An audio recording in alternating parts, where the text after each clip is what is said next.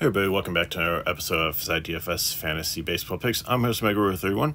I'm out camping this week, but I still wanted to do my share of the videos and exciting to break down today's slate for you. So you won't see me, but hopefully you can hear me pretty well. So we have, I believe it's an 8-game slate here. Maybe the Baltimore game was going to be on there, but they have a doubleheader today. So if you play in Solera, it's great because they're going to have 5 games. And so I think Toronto might also this week. So looking forward to that. If you tuned into Friday's video, the Immaculate Inning, I was going for there. I had the Mets. I took the top 2 pitchers there, but Peralta did not do well. He gave up a bunch of runs to the Marlins early on and didn't quite pan out. His ownership was high, so I thought I'd maybe cash there. I did have Mets, but I didn't have JD. He had the grand slam there, but I got some other low-owned pieces like Vientos that really helped me out.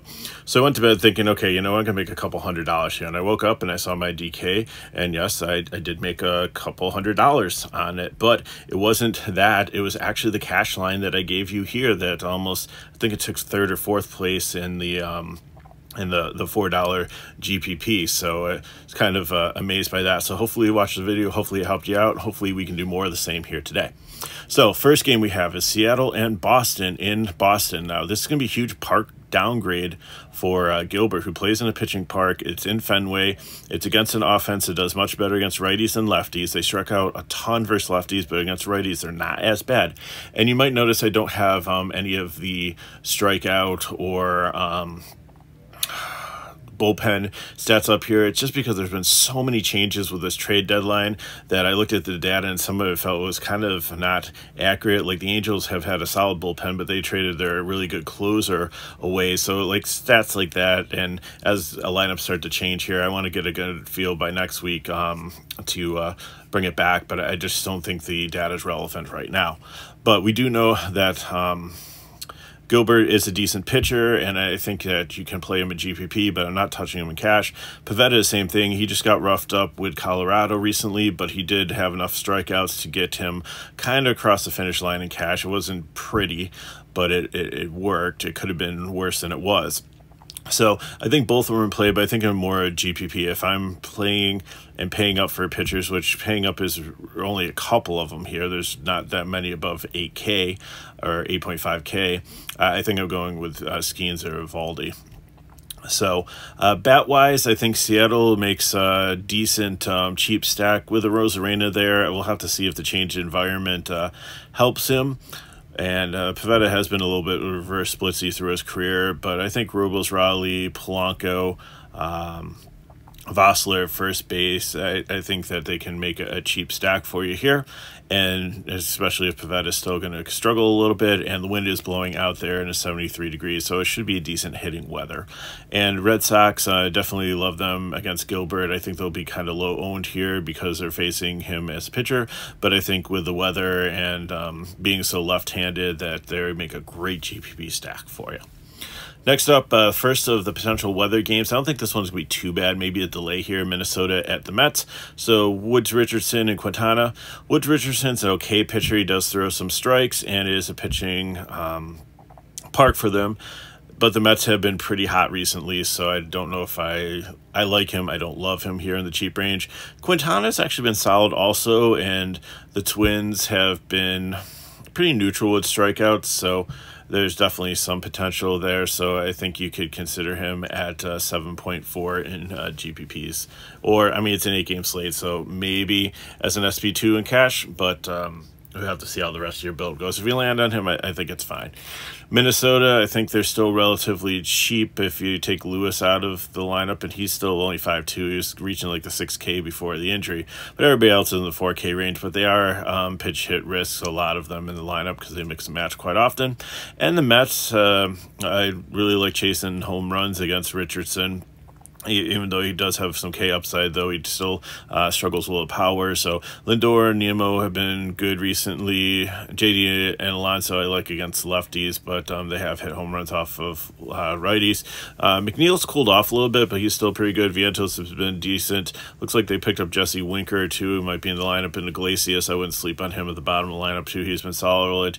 And Alvarez, the catcher, does have some power, but again, I like him against lefties more than righties. Next up, I think this is the game with the biggest threat, and I don't know how too much exposure to it here, but I think if anything's going to get washed out or be a problem today, it's going to be Chicago Cubs at Cincinnati in the Great American Small Park. Tyone and Spires, not interested really in either pitcher. I mean, Tyone potentially, but Cincinnati hits pretty well, and Tyone doesn't have a ton of upside for K's. Chicago offense has been struggling a little bit, but I think that if the game does play, you can definitely play them. I felt bad for Morel, like a very sad moment yesterday when he got traded in the middle of the game and emotional goodbye. I think he really loved playing for the Cubs, and it really didn't make sense. They got Paredes from Tampa Bay, but it's almost an even exchange, and Chicago gave up prospects too, so it seems like Tampa Bay's like, and the Marlins are kind of like, in sell mode there in Florida there. It's like it's a Floridian wholesale yard sale with players, but I think the Tampa Bay definitely got the better deal, but we'll see how that plays out. Just like the batted ball stats I looked at the Paredes, like Wrigley Field doesn't make sense for him a lot with his hitting style, but we'll see if it works out. But he's not in the lineup probably today, so for the Cubs, I stick with the lefties like probably Bush and Happ as a switch hitter, Talkman, and then Suzuki I kind of mix in sometimes also just to make a 3-man. I really don't want to make a 5-man there. And Cincinnati, I mean, if you can get to De La Cruz, that's great, but and Candelario I like, but whoever else, Marte's starting to hit with some power, but he's down the bottom of the lineup, so if you're gonna play Cincinnati, that's fine, but just check the weather. I'm not super enthralled with this matchup at anyways. Next up, we have Texas and St. Louis. The weather should be decent here. Actually, 92 degrees, wind blowing out, so it should be good hitting weather. So you have Eovaldi and Palente. Eovaldi, I think you can make a case for here at 9.3 if as a pivot off of Skeens and Cash. I think there's a lot of upside here for him. And Palente, he has been okay, but he has struggled, and Texas has a decent offense and it's good hitting weather, so there's my third favorite stack on the slate. I'm probably not playing Palente. He's going to be in the fade category for me. And St. Louis, I think, is going to, if Eovaldi has some ownership, if people can't get up the Skeens and like the matchup, then I think they're just going to be a leverage play, and whoever fits in your lineup, you're just probably full stacking them there. You're not taking one-offs. Atlanta and Milwaukee. Grant Holmes gets to start here. He's 4K. It's not an opener situation. He is a young pitcher that's probably not going to go super deep in the game. I'm estimating like 60 pitches, maybe if things are going good, 70, 75. I think he's got enough stuff to be able to be okay against Milwaukee without Yelich in the lineup, but we'll see. I think it's more of a GPP play, and I love it because it opens up a lot of salary, and he doesn't need to do much at 4K, only needs like 10 to 12 points to pay off his price tag. Ray on the other side, I think, is definitely in play here. This is not your granddaddy's Braves or even the Braves of your brother a couple years ago. A lot of injuries here, banged up, and kind of struggling, so and kind of overly priced. So I think Ray's solidly in play here at 6.9. All he has to do is get me 12 to 15 DK points, and I'm happy with him as my SP2 in cash. So Braves, I think, is going to be leveraged because I think Ray's going to be popular here as the SP2 with all the options that are out there on the slate. So if you're playing him, I think it should be a stack. I'm not really taking any one-offs here. And we'll have to see how the lineup comes out.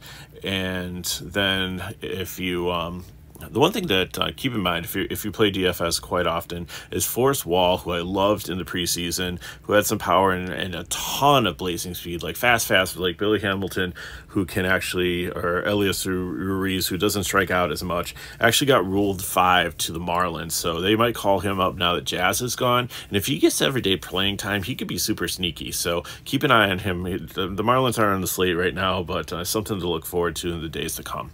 Anyways, back to our regular scheduled program.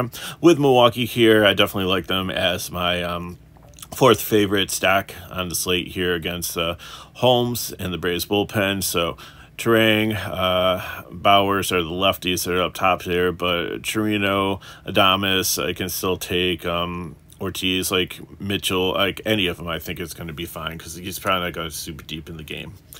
Next up, we have Kansas City and the White Sox going to Chicago. Wind out at 8 miles per hour, and we know when wind is out in Chicago, it makes hitting conditions really good. So Marsh and Flexen. Marsh, I think you can still play in the mid-range here. I think he's my favorite mid-range. I know he's my favorite mid-range pitcher, 7-7 here. Even though it's good hitting conditions, the White Sox still have to hit the ball, and they've got a lot of guys dangling out there for trade. So Robert, Sheets, Jimenez, we'll see, who's actually still in the lineup when time comes for them. And then, but I think Marsh is definitely going to be solid, and if any of those guys are traded away, it just makes the case even better. Flexen on the other side, I'm not touching in this hitting situation. Kansas City by far is my favorite bats on the slate, and the White Sox, again, would just be a leverage play here. And as usual, I said, I keep on saying that, if you want to try and play as leverage, but I just really don't know who I'd pick. It's just pretty sporadic who does well. If they do, go off a little bit, it's hard to capture consistently who the person's going to be.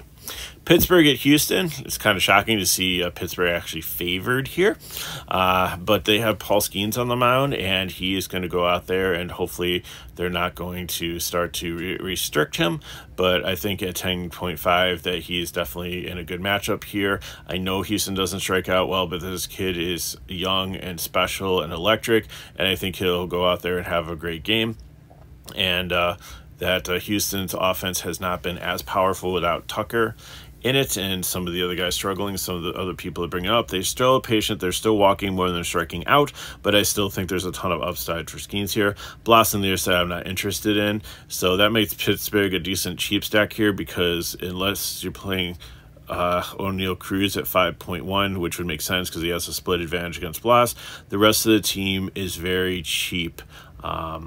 And in either the 4K or 3K range. So definitely make a great fill-in team for you. And then Houston on the other side, I think it's going to be the extreme leverage team. And I think I'll definitely have a Houston stack against Skeens, because I think he'll have such high ownership and Houston will have low ownership. And if they go off and have a decent team and get to the bad part of the Pittsburgh bullpen, because Skeens gets knocked out early for some reason, just has an off game, gives up 6 or 7 runs in the first 2 innings, then they got the bad part of the bullpen, and Houston could put up a huge total like a football score. So definitely going to play one GPP Houston line. Washington and Arizona, last game on the slate here. Mitchell Parker and Jordan Montgomery. I'm not interested in either one of these pitchers here. It's in Arizona. Both teams should be able to hit pretty well. Montgomery just has looked so bad coming back from the injury. He's not the World Series pitcher or who he was in St. Louis or with the Yankees. So love Washington here. Abrams is a little expensive to be going lefty and lefty here, but I'd probably start my stack with Lane Thomas. This might be one of the chalkiest cash plays at first base here at 3.4. Harold Rodriguez, Ruiz, Young with a wraparound. There's a lot of great plays here.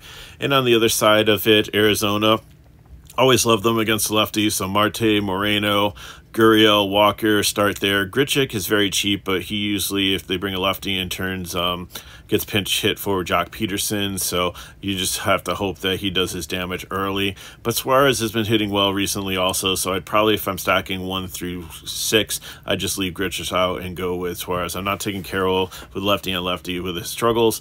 Newman and Perdomo with wraparound make interesting candidates, and we'll have to see what goes there.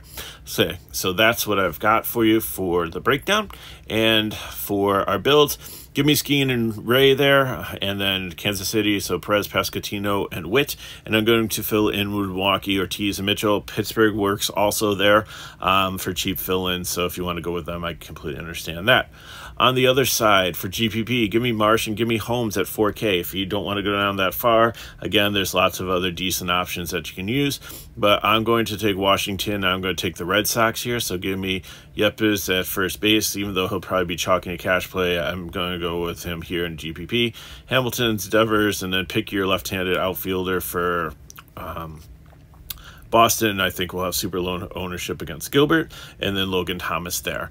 If you want to switch up the pitchers, I'm fine there. It's going to leave you a lot of salary if you go down from Boston. If you want to build a Texas stack, if you want to build an Arizona stack, they all work with Washington also. So that's what I got for you. Thanks for watching. If you have any questions, put them in the chat below. Hit me up at Megaro31 on X. And if these videos help us back, like, subscribe to our channel, and share with your friends. So McKinley will have the next days on Tuesday, Wednesday, and Thursday, and I will be back back for Friday and Saturday. So good luck to you. Hope you have an amazing start to your week, and good luck in your contest.